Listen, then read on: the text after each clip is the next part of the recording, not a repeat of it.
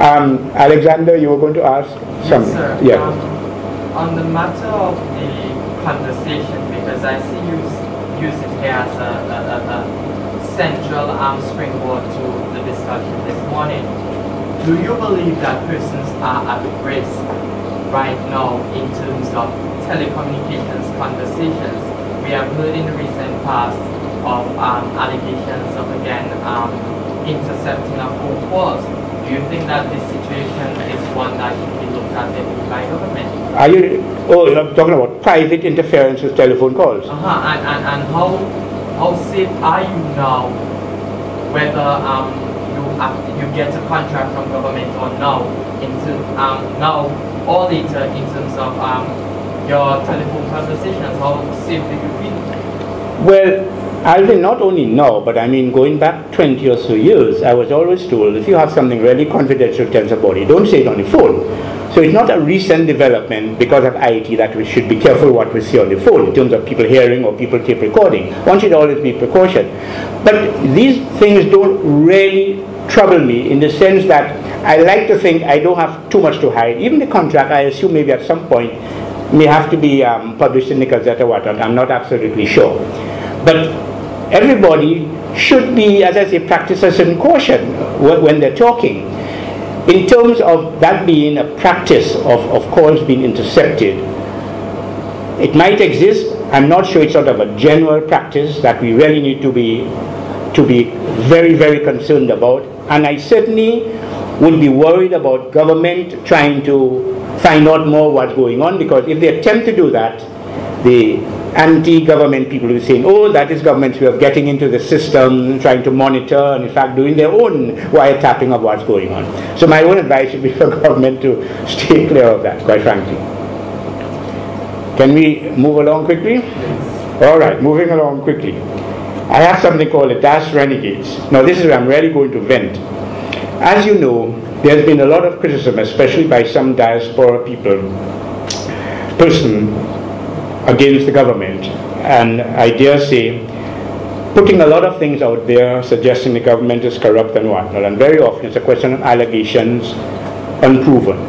But it's been so frequently done on the talk shows, and I mean, and some of you may rightly ask the question, why on some of the talk shows like Matt in the Morning that's supposed to be independent, I have asked, other people have asked, when is Parry, for instance, going to be on a talk show, and Matt will not allow me to be on the talk show, I believe on instructions of Lennox Linton, and you can quote me on that. But publicly, whenever he meets me in front of a crowd, yes, Parry, we're planning to put you on next week. He says that for everybody to hear. And that's been going on for about 6 months, and I'm not allowed to come on. I assume because Matt figures that any question or thing he brings up, I probably will have an answer for some of the nonsense talk that others have been putting out there, and nobody has been there to correct or analyze or put another view.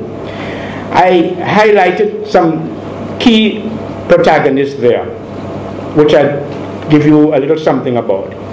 Gabriel Christian, to start with, and he writes regularly in Chronicle now, because the Chronicle is anti-government, so anybody who's anti-government gets free backing there. And quite frankly, there's a kind of a little pressure on me in the Chronicle, settled and not so settled. Anyhow, I'm still hanging in there. Gabriel Christian, I believe, also writes under the pseudonym of Josh Shaw. He is a person who, by the way, used to be a friend of mine. I thought he was an honorable person until he started doing dishonorable deeds.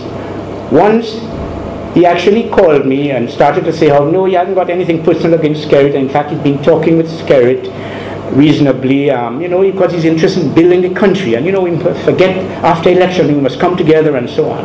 And I like that approach, and we started talking fine and so on. I mentioned that to one strong labor right person, and he said, Parry, don't trust Gabriel. Once a snake, always a snake. I still had my reservation, because I make my own decisions on how people assess people. But shortly thereafter, I was reading something on Lennox Linton's, what he calls it, this is a website, you know the website, Positive Dominican or something? HonestDominican.com. And there was an article, a headline with something about in defense of Dominica. which I assume was written by Lennox, and I never actually went in it. That was after the election. But once, couldn't find what I looked at. So I said, well, let me just read what is being said. And then I saw it was an article by Gabriel Christian. So I started reading it, and there he was attacking Tony Astafan, Petra Savre, and Parry Bellot. When he came to me, there is this guy attacking me for taking all kinds of monies and favors from Skerrit and so on. I said, I know that's not true, I haven't done that. So I called Gabriel, actually by phone. Gabriel, how can you put this thing? I said, well, Parry, you know that article was written before the election. And I said, that's true. Actually, I discovered that after when I looked at the letters. The letters had a date, but that was actually posted in April last year, after the election. So he said, you know what, Parry, it's not really true but you know, election thing, you know, you sometimes put a little thing.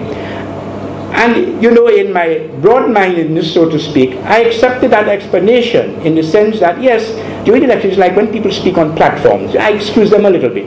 You know, the rhetoric of the thing on a political platform, sometimes you exaggerate things.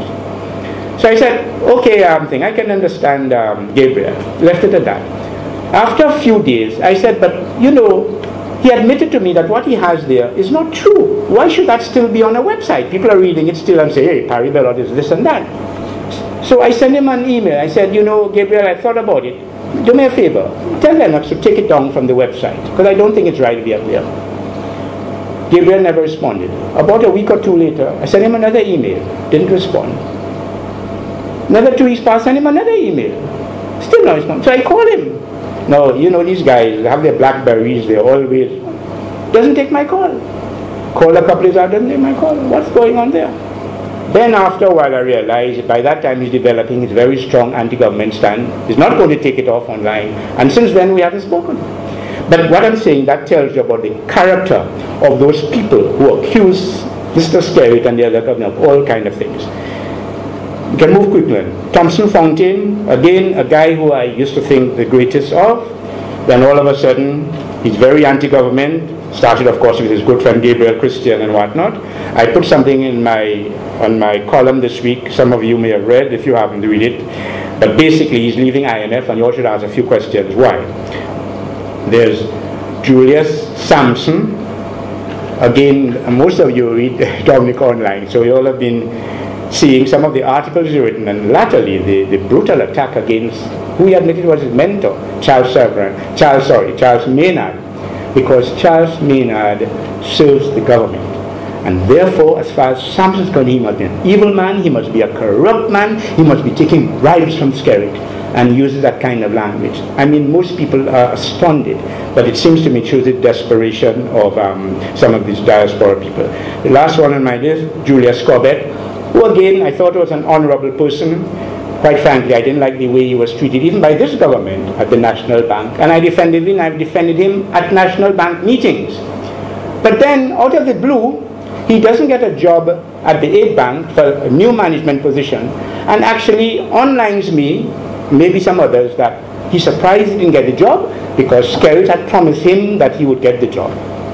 And I said, but Julius, you've been the one criticizing all this favoritism and this, you know, pull-string business, and there you are admitting that you wanted another favor from Roosevelt Skerrit. I mean, you guys are just too hypocritical, which they really are, So much for that. Time is going, but any questions on that? No? Okay, move on quickly.